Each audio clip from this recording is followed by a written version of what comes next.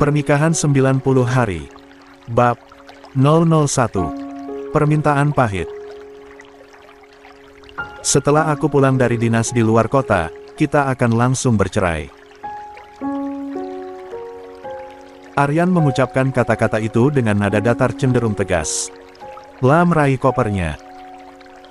Berjalan dengan langkah mantap keluar dari rumah. Baik, angguk Anjani dengan suara serak. Kali ini, dia tak akan menahan langkah Aryan lagi. Kali ini, Anjani memutuskan untuk berhenti bertahan. Jika kebahagiaan suaminya terletak pada saudari tirinya, maka Anjani akan menyerah.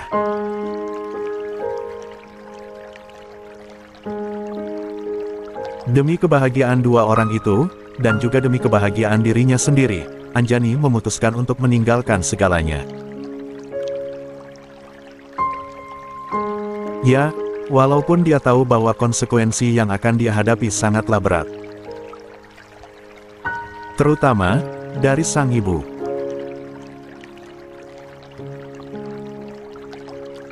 Dalam rangka memperingati pernikahan mereka yang kedua tahun, Anjani sudah mempersiapkan makan malam romantis untuk suaminya. Semua menu yang dia siapkan hari ini adalah menu kesukaan suaminya. Anjani bahkan rela memasak semua itu sendiri demi meninggalkan kesan mendalam untuk sang suami. "Kamu di mana? Semuanya sudah aku siapkan. Kamu jadi makan malam di rumah, kan?" Setelah mengetik pesan, Anjani kembali merapikan penampilannya di depan cermin. Wajahnya memang terlihat sedikit kusam.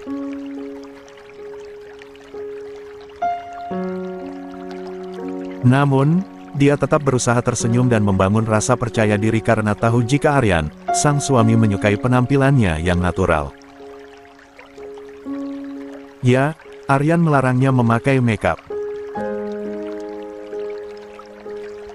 Bahkan, sekadar perawatan wajah saja, pria itu tak pernah mengizinkannya.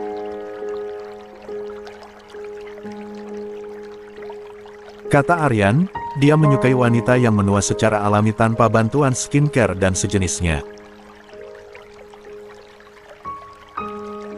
Oleh sebab itu, selama mereka menikah, Anjani tak pernah lagi melakukan perawatan.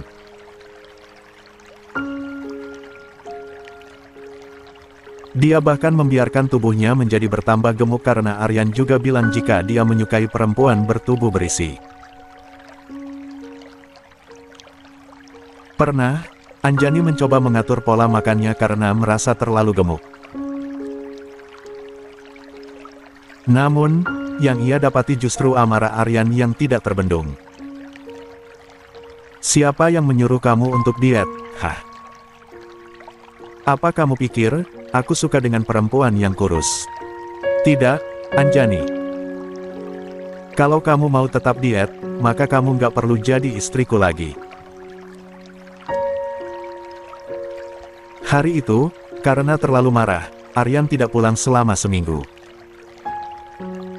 Telepon dan pesan dari Anjani ia abaikan. Dia baru pulang seminggu kemudian dalam keadaan demam. Belakangan, Anjani baru tahu bahwa Aryan pergi ke luar negeri dan menghabiskan masa liburannya di sana. Dan, setelah merasa lelah dan akhirnya jatuh sakit, lelaki itu baru ingat rumah. Tring. 2. Satu pesan yang masuk ke ponselnya membuat Anjani tersentak kaget. Dia tampak menghela napas kemudian membuka pesan yang sudah membuyarkan lamunannya itu. "Aku tidak bisa pulang malam ini.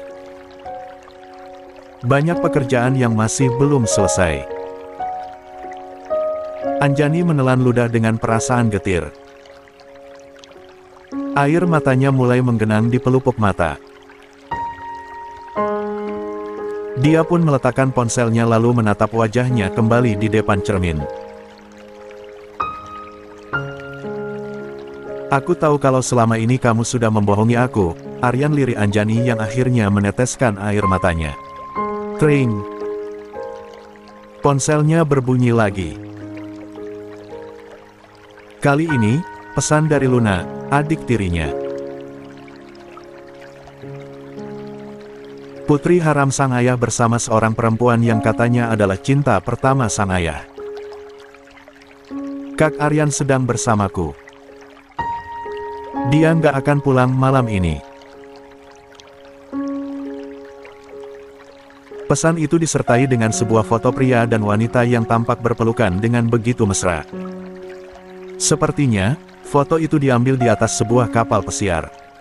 Anjani terduduk di depan meja rias. Senyumnya mekar di sela tangis yang semakin keras. Selama 2 tahun ini, dia sudah bertingkah layaknya badut. Berpura-pura semua baik-baik saja, padahal tidak. Berpura-pura tidak tahu, padahal dia tahu semuanya. Alasan Aryan menikahinya hanya karena paksaan dari Tuan Sahrul Jatmiko, kakek kandung Aryan. Awalnya, Aryan menolak. Karena, yang lelaki itu cintai adalah Luna, adik tiri Anjani.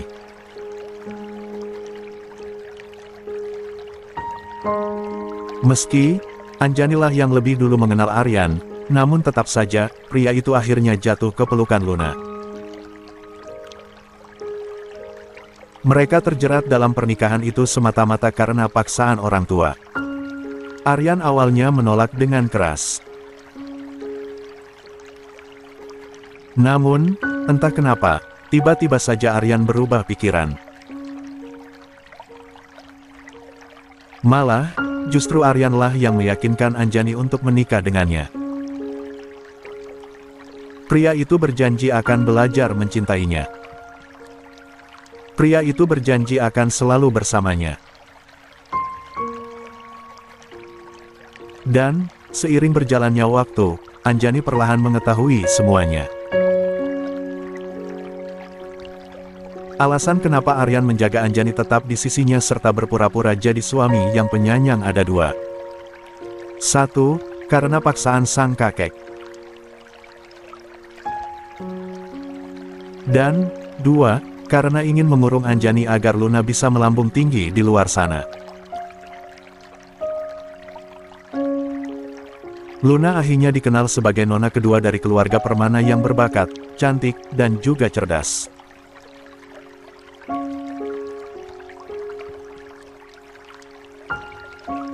Sementara, Anjani yang awalnya menyandang semua gelar itu akhirnya terlupakan dan malah berakhir jadi ibu rumah tangga dengan wajah dan bentuk tubuh yang tak lagi menarik. Ya, Anjani tahu semuanya. Dia tak sebodoh itu selama ini. Meski terkurung di dalam rumah, bukan berarti dia tidak bisa mengakses dunia luar. Dia bisa mendapatkan informasi apapun dengan kemampuan tersembunyi yang dia miliki. 3. Aryan baru pulang keesokan harinya. Melihat makanan yang terhidang di atas meja sejak tadi malam, hatinya merasakan perasaan yang sedikit tak nyaman. Dia tahu, Anjani pasti sangat lelah setelah memasak semua makanan. Itu sudah pulang. Mendengar suara itu, Aryan sedikit tersentak. Dia pun mencoleh dan mendapati Anjani yang sedang berdiri di dekat tangga dengan daster lusuh bermotif bunga mawar favoritnya. Tidak, bukan favorit sebenarnya.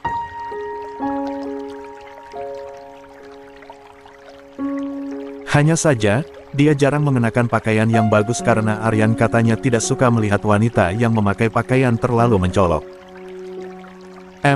Jawab Aryan. Makanan ini, apa masih bisa dimakan? Anjani menghela napas. Sudah basi. Sebaiknya, dibuang saja. Wajah Aryan terlihat sedikit kecewa. Sebenarnya, dia jarang sekali makan di luar. Pencernaannya sudah bermasalah sejak kecil. Jika salah makan, bisa terkena sakit perut yang luar biasa hebat.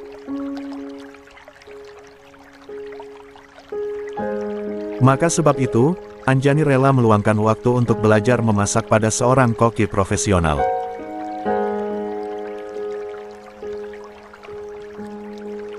Hingga akhirnya, makanannya menjadi favorit utama Aryan mengalahkan masakan koki yang sudah memasak untuk Aryan sejak kecil. Baunya belum berubah. Mungkin, belum basi. Biar aku coba dulu. Jangan, cegah Anjani. Kamu punya masalah perut. Sebaiknya, jangan ambil resiko. Aryan akhirnya mendesah kecewa. Dia menatap dengan prihatin pada makanan yang akhirnya berakhir di tempat sampah. Aku mau mandi dulu. Setelah mandi, ada hal penting yang ingin aku bahas dengan kamu. Oke, sahut Anjani tanpa menoleh. Dia fokus membuang semua makanan yang sudah susah payah dia masak tadi malam ke tong sampah. Setelah itu, barulah dia mencuci semua piring kotor dan kembali membuat makanan yang baru. Setelah mandi, Aryan kembali turun ke bawah sambil menggeret sebuah koper besar. Meski merasa heran, namun Anjani enggan untuk bertanya. Anjani, panggil Aryan. Ya, sahut Anjani. Perempuan itu fokus mengunyah sandwichnya. Kakek sudah meninggal sejak sebulan yang lalu. Itu artinya, tidak ada lagi yang harus memaksa kita untuk terus terikat dalam pernikahan ini. Jantung Anjani seolah melewatkan satu debaran. Sepertinya, dia sudah tahu apa yang akan dikatakan oleh Aryan. 4. Maksud kamu? Aryan menarik napas panjang. Entah kenapa, tiba-tiba dia merasa ragu dalam hatinya. Anjani, aku ingin jujur. Jujur soal apa? Sebenarnya, aku tidak pernah mencintai kamu. Aku sudah berusaha selama 2 tahun ini tapi tidak bisa.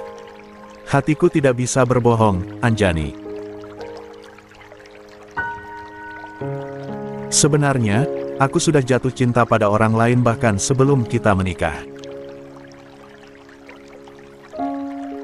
Dan, sampai detik ini, aku masih belum bisa melupakannya. Lalu, apa mau kamu? Tanya Anjani. Dia sudah sangat siap dengan segala kemungkinan yang terburuk. Namun, tetap saja air matanya tumpah tanpa diminta. Orang yang aku cintai butuh kejelasan tentang hubungan kami. Dia ingin aku melamarnya. Jadi, Aryan kembali menarik napas. Aku ingin kita bercerai. 5. Awal perubahan. Anjani tersenyum miris saat mendengar ucapan Aryan. Ternyata, tepat dugaannya. Aryan hanya menunggu kematian sang kakek untuk menceraikan dirinya. Tanpa sadar, tangan Anjani terkepal kuat di atas meja. Dan, hal itu tak luput dari penglihatan Aryan. Pasti Anjani akan menolak untuk bercerai denganku. Tep, aku juga tidak bisa mempertahankan pernikahan palsu ini lagi. Aku dan dia harus berpisah bagaimanapun caranya. Aryan bergumam dalam hatinya. Aku tahu jika keputusan ini tidak adil untuk kamu. Tapi, aku bisa apa, Anjani? Hati tidak bisa dibohongi. Daripada kita saling menyakiti, maka lebih baik kita saling melepaskan. Aryan masih berbicara panjang lebar. Sementara, Anjani masih saja terdiam tanpa merespon apa-apa. Anjani, katakan sesuatu. Jangan diam saja. Tegur Aryan. Siapa perempuan itu?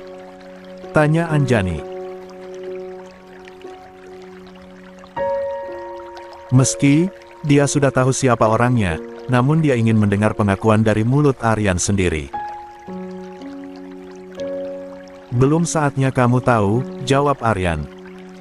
Anjani mengangguk. Dia mengusap air matanya yang terus terjatuh. Tolong berhentilah menangis. Jangan buat dirimu semakin terlihat menyedihkan, Anjan. Gumam Anjani dalam hatinya. Nanti, aku akan memberikan setengah dari hartaku sebagai kompensasi untuk kamu. Jadi, walaupun kita bercerai, hidup kamu juga tidak akan terlalu menderita. Ya, Aryan rasa ini adalah solusi yang terbaik. Selama ini, Anjani hanyalah seorang ibu rumah tangga yang tidak memiliki keahlian apa-apa. Jika bukan uang darinya, maka perempuan itu tak akan bisa membeli apa-apa.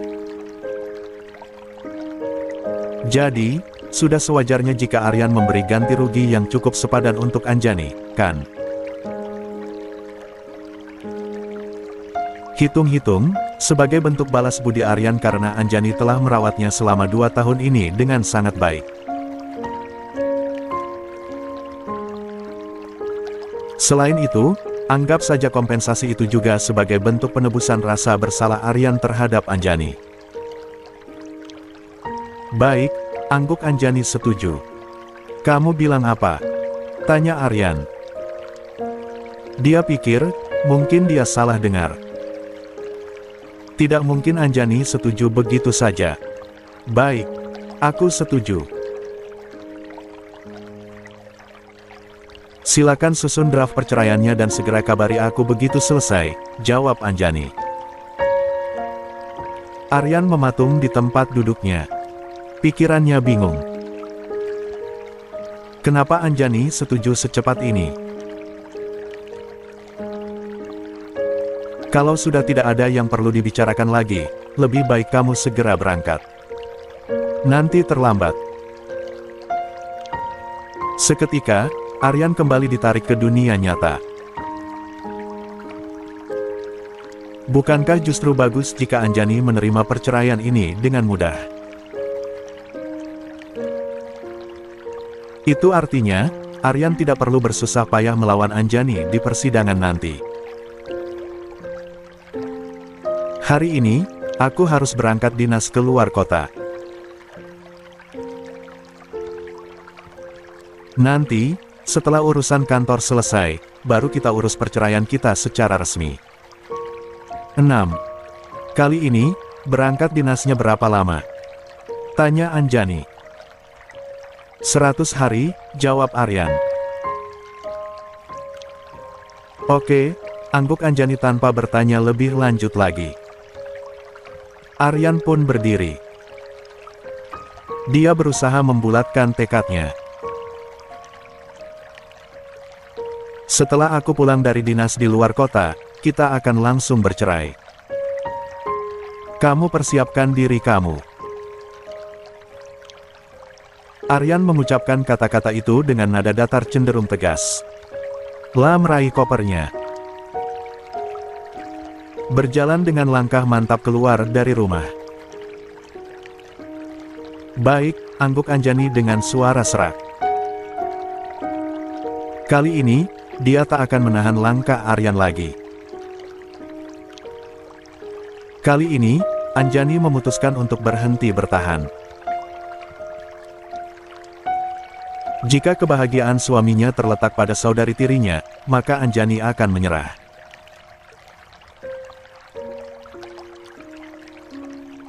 Demi kebahagiaan dua orang itu, dan juga demi kebahagiaan dirinya sendiri, Anjani memutuskan untuk meninggalkan segalanya.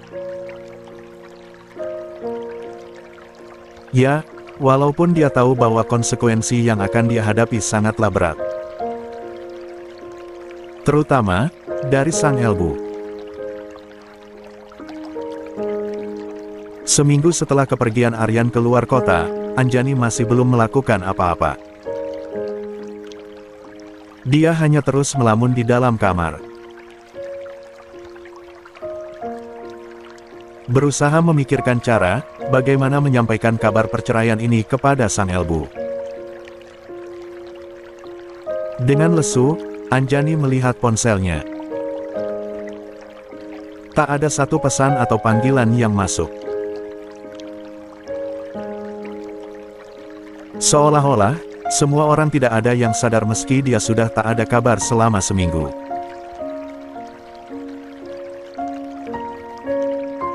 Sepertinya, tidak ada satu orang pun yang benar-benar mengkhawatirkan aku, gumamnya sambil tersenyum miris. Tanpa sengaja, Anjani menatap wajahnya sendiri yang terpantul lewat cermin meja rias. Bibirnya pucat dan pecah-pecah. Matanya bengkak dengan lingkaran hitam yang mengelilingi.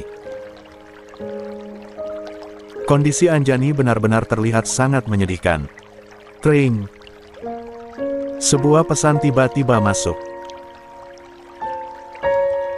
Dengan tak sabaran, Anjani lekas membuka pesan itu. Siapa tahu, itu pesan dari sang ibu. Lihat, Anjani. Kak Aryan membelikan gaun merah ini khusus untukku. Katanya, aku semakin bertambah seksi jika mengenakan gaun merah ini. Anjani menelan ludahnya dengan susah payah. Tampak, Luna mengirimkan foto tubuhnya yang dibalut dengan gaun merah menyala. Gaun itu terlihat sangat indah. Cocok sekali dengan proporsi tubuh Luna yang langsing dan cukup tinggi. Kata Kak Aryan, matanya selalu sakit jika melihat kamu dengan daster lusuhmu itu. Sudah gendut, tidak tahu fashion pula. Wajar, jika Kak Aryan merasa jik dengan kamu. 7. Berikutnya, Luna mengirimkan sebuah pesan suara yang semakin menghancurkan perasaan Anjani. Mana pernah aku menyentuh dia selama menikah, sayang. Apa kamu nggak lihat, bagaimana jeleknya dia? Wajahnya kusam. Tubuhnya besar seperti karung beras. Setiap kali dia berada di dekatku, aku rasanya ingin muntah. Aku bahkan sengaja melarangnya tidur di atas kasur selama 2 tahun ini karena tidak tahan dengan wajahnya yang menyeramkan. Air mata Anjani menetes lagi. Ternyata, dirinya begitu menjijikkan di mata Aryan. Dan, hebatnya, lelaki itu mampu berakting selama 2 tahun sebagai lelaki yang mencintai sang istri apa adanya. Padahal, dalam benak dan hati Aryan, pastilah lelaki itu merasa sangat tertekan. Baiklah. Sudahi air matamu, Anjani. Kurang dari 100 hari, kamu akan bercerai dengan Aryan. Jadi, kamu harus mempersiapkan segalanya. Waktunya, kembali menjadi Anjani yang dulu. Anjani yang juga punya mimpi dan ambisi untuk dikejar. Tekad itu sudah bulat. Tak gunanya terus terpuruk dalam kesedihan. Saatnya untuk mendapatkan kembali sosok Anjani yang lama. Pertama-tama, Kita harus diet, gumam Anjani bermonolog. Dia pun meraih ponselnya kembali. Sebuah nomor yang sudah 2 tahun masuk dalam daftar blokirnya kembali ia buka. La pun menghubungi nomor itu dengan jantung yang deg-degan. Apa? Masih hidup rupanya. Aku pikir, kamu sudah mati, Anjani Permana. Begitu telepon tersambung, Anjani langsung disambut oleh suara galak sang sahabat. Namanya, Anuska Yama. Putri bungsu keluarga Yama, orang terkaya di kota mereka. Anuska, panggil Anjani dengan suara serak. Ada apa? Kenapa kamu menangis? Kini, suara galak itu berubah menjadi cemas. Apa Aryan menyakiti kamu? Ayo, jawab. Jangan diam saja. Anuska, aku ingin diet. Hah? 40 hari. Anjani. Anuska langsung memeluk Anjani begitu Anjani menoleh ke arahnya.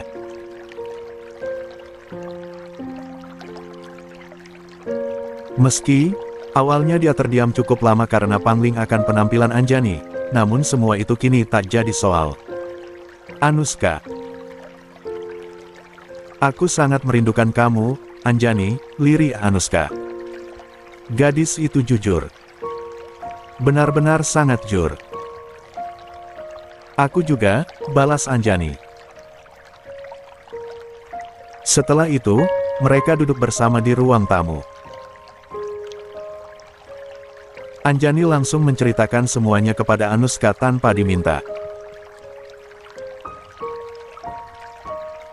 Semua beban yang selama ini berusaha ia pikul sendiri, kini perlahan dia bagi kepada sang sahabat.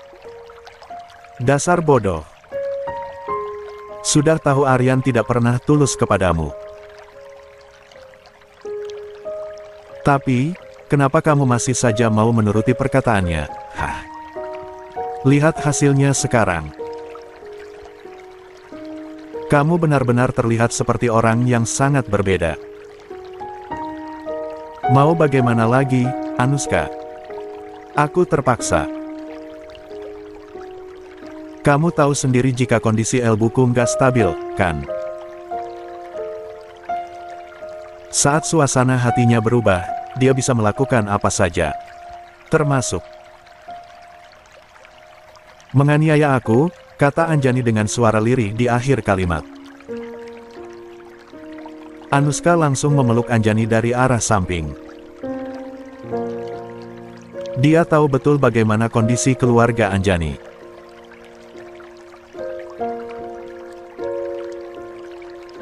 Sejak sang ayah membawa pulang wanita simpanan serta anak hasil selingkuhannya pulang ke rumah, ibu kandung Anjani tiba-tiba menjadi depresi.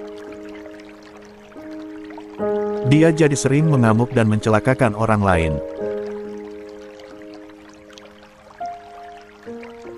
Hingga akhirnya, sang ibu pun diusir dari rumah utama dan justru dipindahkan ke daerah pedesaan. Di sana, sang ibu dirawat oleh 4 orang asisten rumah tangga.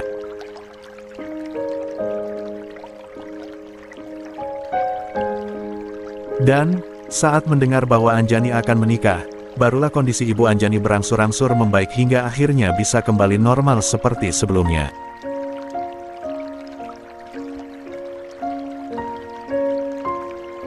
Ya, meskipun dia tak bisa lagi kembali ke posisinya yang lama sebagai nyonya besar keluarga Permana karena sang suami yang tak menginginkan dirinya lagi. Tapi, kamu bilang kamu akan bercerai. Apa kamu sudah memikirkan cara untuk menyampaikan berita ini kepada Tante Mariana? Anjani menggeleng. Belum, jawabnya.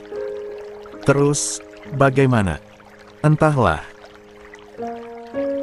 Aku sedang tidak ingin memikirkan hal itu untuk saat ini. Lebih baik, aku fokus untuk menguruskan badan dulu. Sekalian, Aku juga ingin mencari pekerjaan paruh waktu. Kira-kira, apa kamu bisa membantuku? Tentu saja bisa, angguk Anushka. Apa sih yang tidak bisa aku lakukan untuk kamu? Mendengar itu, Anjani tersenyum lega. Untungnya, Anushka tidak menaruh dendam kepadanya. Padahal, dia sudah mengabaikan Anushka selama 2 tahun. Besok, bersiaplah. Kita akan mulai diet dan olahraga. 9. Anjani mengangguk. Dia sudah tak sabar untuk mendapatkan bentuk tubuhnya kembali. Hari terus bergulir tanpa terasa. 40 hari telah Anjani lewati tanpa kehadiran Aryan. Ternyata, semua baik-baik saja. Tanpa Aryan, Anjani justru bisa menikmati hidup yang sesungguhnya. Dia jadi lebih sering tertawa. Dia tak lagi dikejar-kejar oleh pekerjaan rumah yang tak ada habisnya. Mau bangun atau tidur kapan saja, bebas. Pun, dalam hal memasak. Sekalipun, hanya memasak satu jenis lauk, tidak akan ada yang mengajukan protes. Anushka, sepertinya dasterku sudah melar semua. Apa kamu bisa menemaniku untuk membeli pakaian baru? Bukan dastermu yang melar, Anjani. Tapi, tubuhmu yang sudah mulai kurus. Ah, tidak mungkin. Perasaan, tubuhku begini-begini saja. Belum ada perubahan. Itu hanya perasaanmu saja. Makanya, sesekali timbang berat badanmu. Selain itu, sering-seringlah berkaca. Aku tidak berani, geleng Anjani. Setelah mendengar rekaman suara Aryan yang dikirimkan oleh Luna, Anjani memang mendadak takut pada timbangan dan cermin. Entahlah. Sepertinya ucapan Aryan berhasil memberi dampak psikologis yang cukup besar dalam diri Anjani. Kenapa tidak berani? Kamu tidak percaya pada perkataanku? Tanya Anushka. Aku takut, Anushka. Kalau ternyata aku masih sama saja dengan aku yang 40 hari lalu, bagaimana? Aku tidak mau. Anushka mendesah samar.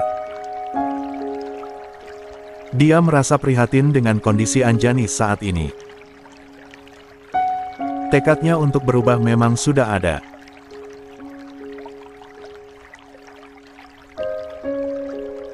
Namun, perkataan Aryan yang memang sangat menyakiti hati bahkan sampai melucuti harga diri, memang tidak semudah itu untuk diabaikan. Baiklah. Untuk saat ini, tidak ada timbangan maupun kaca.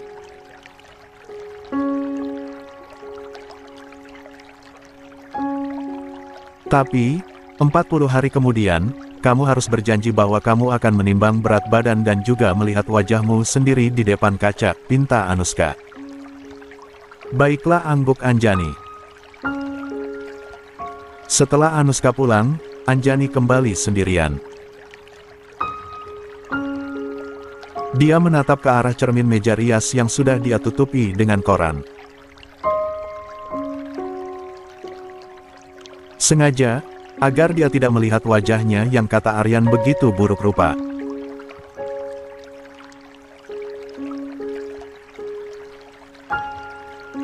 Mengabaikan pikiran negatif yang kembali muncul, Anjani pun lekas membuka laptop kemudian mengerjakan sebuah desain rumah yang dipesan oleh klien perusahaan Anushka. Ya, Anjani adalah seorang arsitek. Lulus dengan nilai tertinggi seangkatan dan pernah memenangkan lomba mendesain sebuah monumen bersejarah di kotanya. Namanya pernah melambung tinggi. Tak hanya karena desainnya yang menarik namun karena wajahnya yang cantik. Namun, kini dirinya telah dilupakan. Semua prestasinya hanya tinggal kenangan yang bahkan bagi sebagian orang mungkin sudah tidak penting lagi. 60 hari lagi. Terdengar lama namun juga singkat. Pertanyaannya, sanggupkah Anjani benar-benar kembali seperti dirinya yang dulu setelah 60 hari itu berlalu? Ketika Anjani sedang mati-matian berjuang untuk merubah diri menjadi lebih baik di kota sebelah, Aryan justru sedang menikmati kebersamaannya dengan Luna di kota yang sekarang dia tinggali. Hampir 24 jam mereka selalu bersama. Kebersamaan itu hanya akan terjeda jika Aryan punya pekerjaan ataupun rapat penting. Apa yang sedang kamu lihat, Kak Aryan? Kenapa kamu terus fokus pada layar ponselmu sejak tadi? Aryan tersentak kaget. Dia langsung mematikan layar ponselnya kemudian menyimpan kembali ponsel tersebut di dalam saku jasnya. Tidak lihat apa-apa. Hanya sedang memeriksa beberapa pekerjaan, jawab Aryan berbohong. Sudah lewat 40 hari. Tapi kenapa Anjani belum pernah menelpon atau mengirim pesan sekalipun? Gumam Aryan gelisah di dalam hatinya. Dia baik-baik saja, kan? Lanjutnya bermonolog. Entah kenapa, Aryan merasa sangat gelisah. Hilangnya Anjani dari hidupnya terasa begitu tiba-tiba. Dia belum terbiasa dengan kehidupan baru yang kini mereka jalani. Dia belum terbiasa tanpa ada pesan ataupun telepon dari Anjani yang selalu menanyakan kabarnya. Dia belum terbiasa tanpa mendengar suara Anjani yang begitu lembut dan perhatian. Sebenarnya, aku kenapa? Kenapa tiba-tiba aku sangat merindukan Anjan? Kak Aryan, cobalah. Makanan ini aku masak sendiri tadi sore. Ucapan Luna kembali membuat Aryan jadi tersentak. Lamunannya seketika terputus. Dia mengangguk, lalu memakan makanan yang ada di depannya dengan antusias. Hue. Baru satu suapan dan Aryan langsung memuntahkan makanan itu dari dalam mulutnya. Dengan wajah pucat, dia memegangi perutnya yang langsung bereaksi terhadap makanan buatan sang kekasih. Kak Aryan, kamu kenapa? Tanya Luna dengan panik. Perutku. Perutku sakit sekali, jawab Aryan. Tak berselang lama, asisten Aryan langsung datang sambil membawa obat milik Aryan. Dia menghardik Luna dengan penuh emosi. Minggir. Ucapnya seraya mendorong Luna ke samping. Tutup obat itu ia buka. Satu pil ia keluarkan kemudian memberikannya ke mulut Aryan dengan cepat. Tuan Aryan tidak bisa makan makanan pedas. Apa Nona Luna tidak tahu akan hal ini? Tanya asisten Aryan dengan 11. Marah. Mata Luna seketika berkaca-kaca. Dia tertunduk dengan sedih. Maaf, aku memang tidak tahu, jawab Luna. Aneh, timpal asisten Aryan. Katanya, Anda sudah kenal dengan Tuan Aryan sejak kecil. Jadi bagaimana mungkin, Anda lupa jika Tuan Aryan punya masalah dengan pencernaannya? Dan, tubuh Luna seketika menegang. Jelas, dia tidak tahu.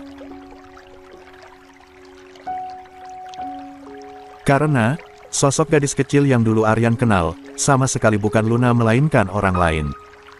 1. 12. Dua perbedaan. Ternyata, minum obat saja tidak cukup untuk meredakan sakit perut yang diderita oleh Aryan. Malam itu juga, sang asisten langsung menelepon ambulans untuk membawa Aryan ke rumah sakit. "Kak Aryan, maafkan aku.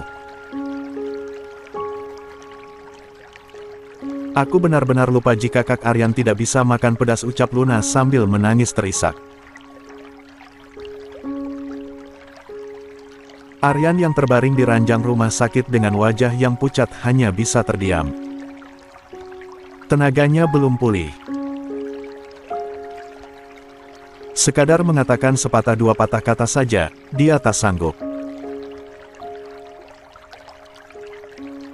Hanya Luna yang terus berceloteh sehingga menyebabkan dia tak bisa beristirahat sama sekali.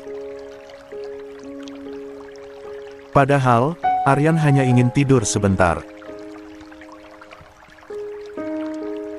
Berharap, ketika dia membuka mata kembali, rasa sakitnya akan menghilang. "Kak Aryan, kenapa diam saja? Apa Kak Aryan gak mau memaafkan aku?" lanjut Luna. Karena benar-benar sudah tak tahan, maka Aryan langsung memberi kode kepada asistennya untuk membawa Luna keluar.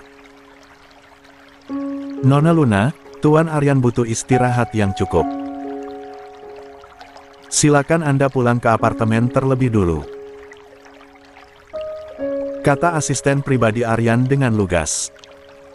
"Tidak mau," tolak Luna. "Aku ingin di sini. Aku ingin menemani Kak Aryan di sini. Tuan Aryan tidak mau Anda kelelahan."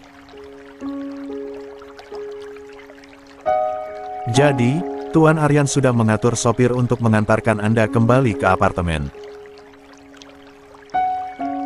Tapi, nanti Aryan dengan siapa di sini?" tanya Luna lagi. "Dengan saya," jawab sang asisten sambil menepuk dadanya. Luna pun mengangguk. Sejujurnya, dia sangat lega karena Aryan membolehkan dia pulang. Bermalam di rumah sakit pastilah tidak nyaman. Kasurnya tidak seempuk kasur yang ada di apartemen. Selain itu, mengurus orang sakit juga pasti sangat merepotkan. Luna tidak suka. "Baiklah. Kak Aryan, aku pulang dulu. Besok pagi, aku akan menjengukmu kembali. Cepat sembuh, Kak."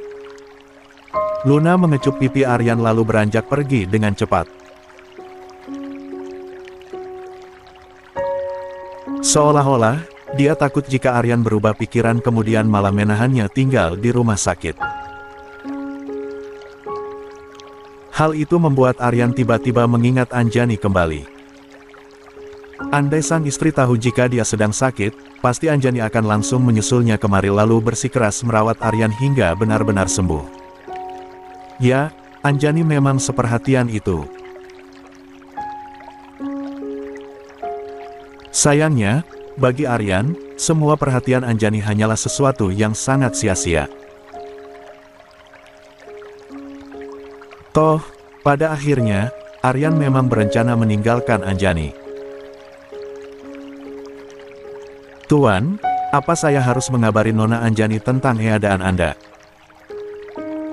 "Tidak usah," geleng Aryan.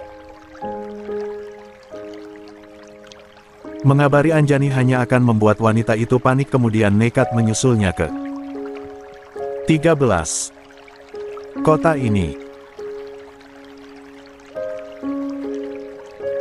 Hal itu akan sangat berbahaya mengingat Luna yang juga ada di sini bahkan tinggal di apartemen yang sama dengan dirinya.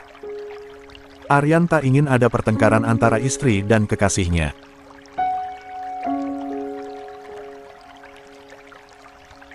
Kalau begitu, Apa saya perlu meminta resep bubur yang selalu Nona Anjani buatkan untuk Anda setiap kali sakit perut Anda kambuh? Ya, angguk Aryan setuju. Dia memang sangat membutuhkan bubur itu untuk saat ini. Hanya bubur buatan Anjani yang selalu berhasil membuat sakit perutnya berangsur membaik. Tapi, jangan bilang jika saya sedang sakit. Katakan saja, saya sedang sangat ingin makan bubur itu, imbu Aryan. Baik, Tuan.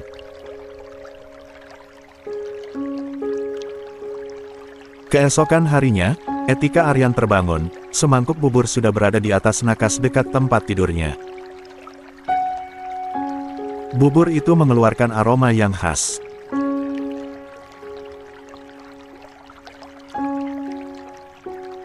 Namun, entah kenapa, Aryan merasa jika aroma bubur itu sedikit berbeda dari aroma bubur yang selalu dibuat sendiri oleh Anjani. Mungkin hanya perasaanku saja, gumam Aryan dalam hati. Tuan, Anda sudah bangun.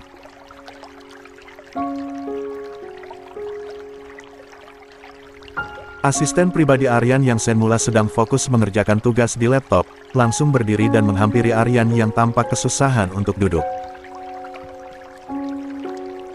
Pria itu langsung membantu Aryan tanpa banyak basa-basi. Siapa yang memasak bubur ini?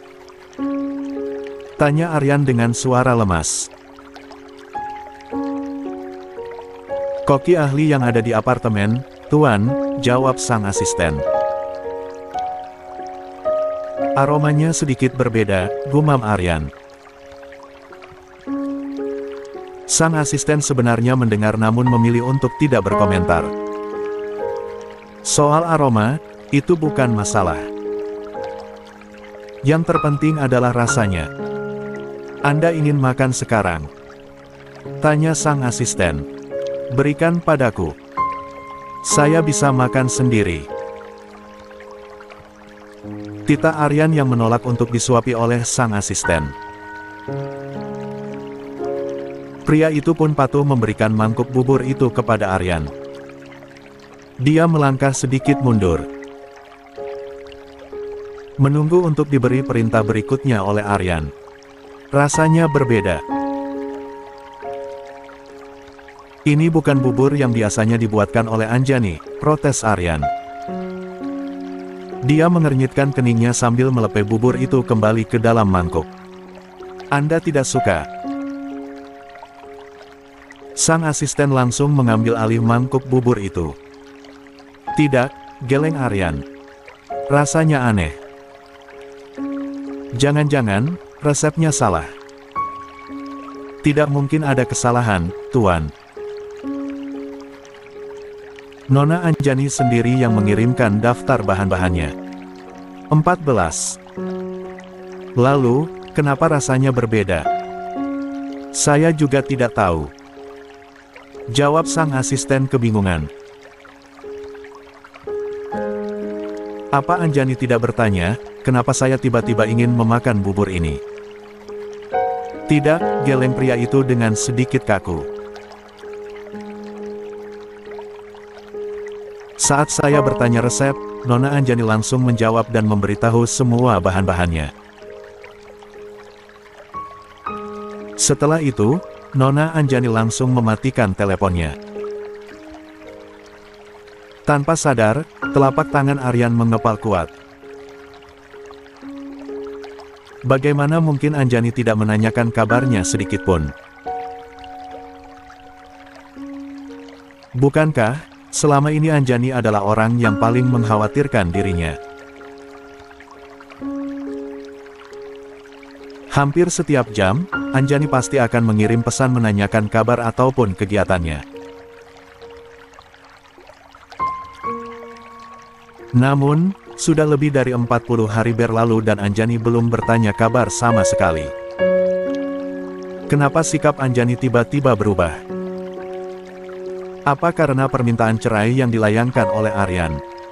Kak Aryan, pekik Luna dengan suara manja nan centilnya. Sosoknya yang selalu tampak kekanak-kanakan adalah hal yang dulu sangat menarik perhatian Aryan. Tingkahnya sangat menggemaskan, membuat Aryan selalu merasa dibutuhkan. "Ada apa kamu kemari?" tanya Aryan. "Aku bawakan semur daging untuk Kak Aryan. Bagaimana kalau kita makan sama-sama?"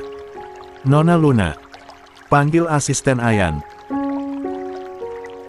Dia segera menahan tangan Luna yang hendak menyuapi Aryan. "Ada apa? Lepaskan tanganmu," balas Luna dengan nada galak. Tuan Aryan mengalami masalah perut. Untuk saat ini, beliau tidak bisa memakan makanan seperti itu. Tangan Luna langsung mengendur. La menjatuhkan sendoknya ke dalam rantang. "Maaf, Kak. Aku lagi-lagi nggak tahu." "Aku memang bodoh," kata Luna yang kembali meneteskan air matanya. "Kalau sudah tahu bodoh, maka cepat singkirkan makanan itu dari hadapan Tuan Aryan. Cepat!" titah asisten Aryan dengan nada tegas. Luna mendengkus kasar. Dia berdiri dengan perasaan kesal lalu mengemasi kembali rantang yang tadi dia bawa. Sebelum pergi, dia menatap asisten Aryan dengan sengit. "Awas kamu, Doni. Setelah aku resmi menjadi istri sahnya Kak Aryan, kamu akan menjadi orang pertama yang aku singkirkan." Sambil menghentakkan kakinya, Luna pun keluar dari ruangan itu. "Jangan galak-galak pada Luna. Kasihan dia," kata Aryan sambil menghela napas panjang. Asisten Aryan yang bernama Doni itu pun bereaksi. "Maaf. Tapi, saya benar-benar tidak tahan dengan tingkah laku Nona Luna. Dia sudah sangat keterlaluan. Ini bukan pertama kalinya dia membuat sakit perut Anda menjadi kambuh. Dia masih anak-anak. Jangan terlalu perhitungan, Doni," timpal Aryan sambil tersenyum kecil. 15. Doni berdecak sinis. "Cek, anak-anak. Dia hanya lebih muda 1 minggu dibanding Nona Anjani. Tapi, Nona Anjani jelas-jelas lebih dewasa dan perhatian dibanding dia." Kata-kata Doni sukses membuat Aryan tercenung. Dia sempat lupa jika Anjani dan Luna hanya berbeda usia 1 minggu.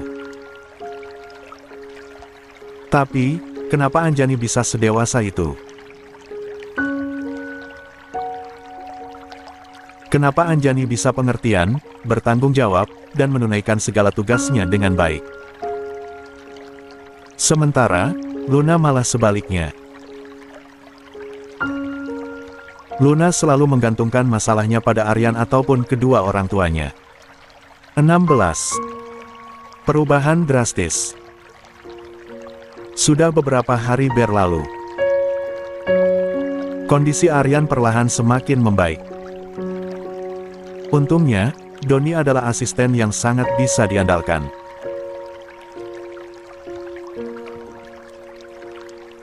Dia benar-benar menjaga pola makan Aryan, juga memastikan Aryan minum obat tepat waktu sehingga penyakit perut Aryan tidak kambuh lagi.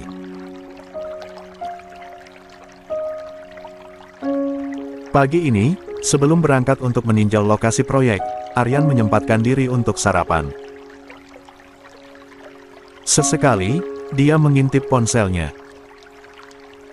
Berharap, layar datar itu akan menyala sendiri dan menampilkan pesan dari Anjani. Sayangnya, hal itu tidak terjadi.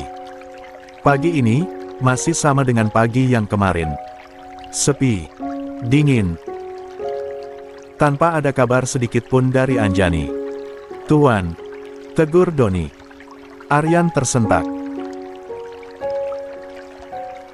Tatapan matanya langsung lepas dari ponsel yang teronggok di samping kirinya. "Ya, kenapa?" tanya Aryan. "Apa Tuan ingin sarapan bersama Nona Luna? Di mana dia?" Sepertinya, masih tidur. Mendengar jawaban Doni, Aryan diam sejenak. Luna masih tidur.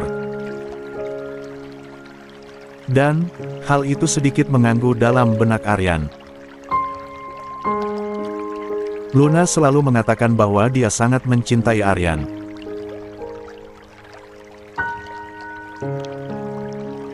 Tapi, kenapa jika memang benar cinta, Luna tidak pernah mau mempersiapkan segala perlengkapan Aryan sebelum berangkat kerja?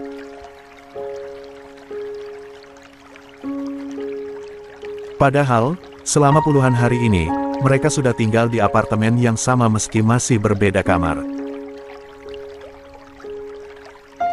Luna bahkan tidak pernah mengingatkan dia untuk minum obat tepat waktu. Bahkan, saat Aryan lelah pun, Luna selalu menuntut untuk ditemani berbelanja sepuasnya. Gadis pujaannya itu hanya terus memikirkan kebahagiaan sendiri dan seolah abai pada perasaan Aryan. Kalau begitu, tidak usah bangunkan dia. Kau saja yang temani aku untuk sarapan. Doni mengangkat kedua alisnya dengan heran. Baru kali ini, dia melihat Aryan tidak khawatir terhadap Luna. Padahal, biasanya Aryan selalu khawatir jika Luna tidak sarapan tepat waktu. Anda tidak takut jika Nona Luna sakit karena melewatkan sarapan? Kalau sakit, tinggal periksa ke dokter. Beres, kan? Doni tampak nyengir. Ya, terserah saja. Doni tak mau terlalu ikut campur dalam urusan asmara sang atasan. Ngomong-ngomong, apa Anjani pernah menanyakan kabarku kepadamu? Sambil mengunyah makanannya, Doni menjawab, tidak pernah. Ah, hati Aryan mendadak jadi tak enak lagi. Rasanya benar-benar seperti ada ruang kosong yang tercipta dalam hatinya. Dia belum terbiasa dengan dunia di mana tak ada Anjani yang mengisinya. Dia belum terbiasa hidup tanpa 17. Tingkah laku Anjani yang penuh cinta dan perhatian. Hari itu, Aryan sangat sibuk. Pun dengan hari-hari berikutnya. Dia bahkan harus bekerja lembur demi memeriksa banyak dokumen yang terkait dengan proyek yang tengah mereka kerjakan sekarang. Hingga tanpa terasa, waktu kepulangan pun sebentar lagi akan tiba. Sudah 80 hari, gumam Anjani sambil menyilang tanggal pada kalender. Hari ini, sudah hari ke-80. Yang artinya, perceraian sudah semakin dekat. Perempuan itu tampak sedang sibuk mengikat pinggang celananya dengan tali sepatu. Hari ini, dia akan keluar bersama Anushka.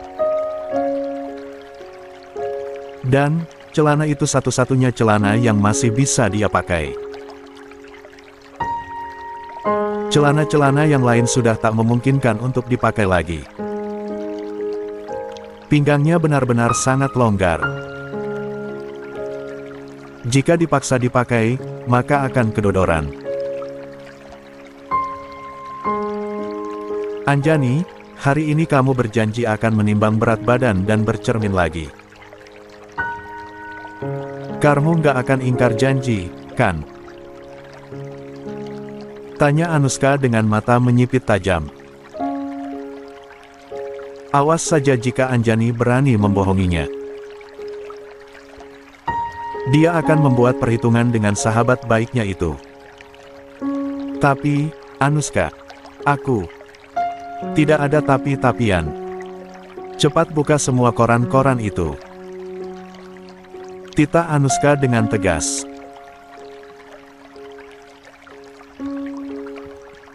Dia sangat benci ketika hendak bercermin dan hanya melihat lembaran koran yang ditempel asal-asalan untuk menutupi cermin itu. Padahal, dalam hidup Anushka, cermin adalah segalanya. Bagaimana bisa dia mengagumi kecantikannya tanpa bercermin? Anjani menghela napas dalam-dalam.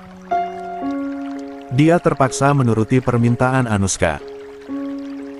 Janji tetap janji, kan? Tangan Anjani terulur ke depan dengan sedikit gemetar. Perasaan takut mulai menghantuinya. Bagaimana, jika irinya ternyata masih tetap sama dengan dia yang 80 hari lalu? Itu sama saja, dengan merembantai harga diri sendiri hingga benar-benar mati. Ish, lama. Biar aku saja. Karena Anjani dirasa terlalu lelet, maka Anushka yang maju dan langsung menarik koran-koran itu hingga lepas. Anjani refleks menutup mata. Terlalu takut melihat makhluk buruk rupa yang akan terlihat lewat pantulan cermin.